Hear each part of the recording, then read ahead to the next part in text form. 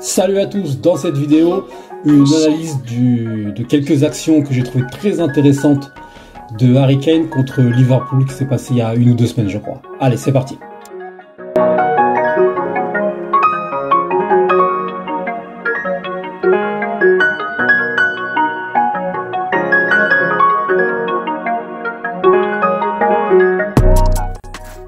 Mais avant de commencer, je tiens à dire que ces types d'analyses ont uniquement pour but un but pédagogique, c'est-à-dire d'analyser ce qui a été, ce qui n'a pas été, et de vous donner quelques pistes si vous, dans vos matchs, vous vous retrouvez dans ce type de situation.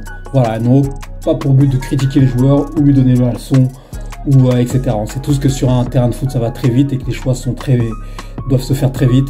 Et du coup, là, ce type de vidéos ne sont pas là pour donner la leçon aux joueurs ou autres. Voilà. Alors, sur cette première situation, on peut voir placer ici Harry Kane dans le dos de Konaté.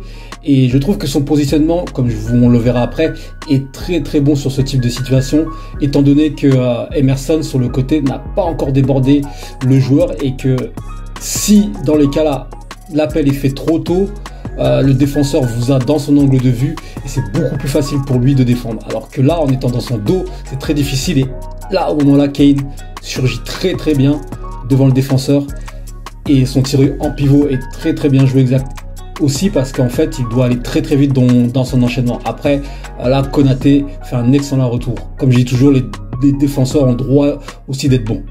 Seconde situation, et je crois c'est l'action du but. Ici on peut voir Harry Kane donc encore une fois dans sa position, excellent positionnement dans le sens où il est entre les deux défenseurs et ça pour les défenseurs c'est absolument terrible à défendre. Sachant cela, ce qui va être important pour nous attaquants, pour leur rendre la vie difficile, pour nous l'objectif va être de se placer dans ce qu'on appelle l'angle mort du défenseur, c'est-à-dire légèrement derrière lui sur le côté. Et dans son repositionnement, dans son appel de balle, il est excellent aussi.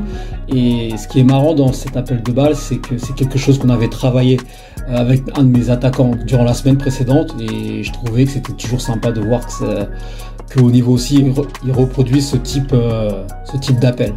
Et là, son appel est excellent. Et autre chose qui est très très fort, c'est sa finition de l'intérieur du pied. Je m'évertue souvent à dire à mes attaquants que une finition intérieure du pied au sol est extrêmement difficile pour les gardiens à aller chercher. Là, on peut voir vraiment, là, il a pris l'information et là, il a fait son choix intérieur du pied droit. Et regardez, pour Alisson Becker, c'est très dur à aller chercher.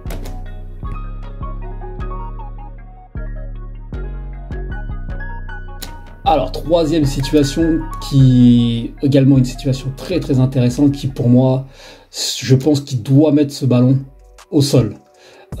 Plutôt au sol plutôt qu'en l'air, ce qui rend la tâche plus difficile pour Son pour finir, mais voilà, on va mieux le voir ici. Je pense vraiment qu'elle doit arriver un peu plus au sol.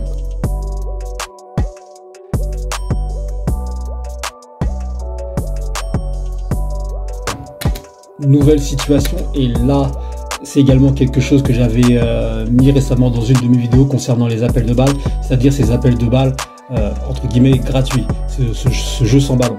Donc là, concernant Harry Kane, son appel est vraiment excellent parce qu'il va carrément embarquer avec lui Konaté et donc par la même occasion en fait, même s'il ne reçoit pas la balle, hein, on est d'accord qu'il réalise cet appel de balle pour recevoir le ballon dans l'espace, mais même s'il ne reçoit pas la balle, il va créer l'espace pour Dele Alli. Alors sur cette situation, on voit son appel de balle qui est très bon et même s'il ne reçoit pas la balle, là il va en bénéficier grâce à son appel de balle. Et là pour moi je pense qu'il doit frapper le ballon plutôt que de le piquer, même si la passe de Dele Alli est pas super et je pense que le piqué n'était pas vraiment le bon choix dans le sens où même si elle passe, je pense que le défenseur la récupère derrière. Elle manquait un peu de puissance, je pense qu'il doit la frapper.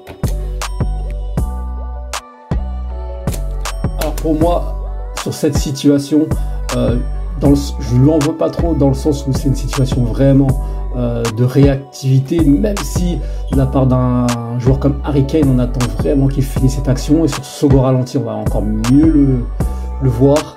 Je pense vraiment qu'il doit faire mieux parce qu'il est vraiment dans les 6 mètres et il doit au moins la cadrer.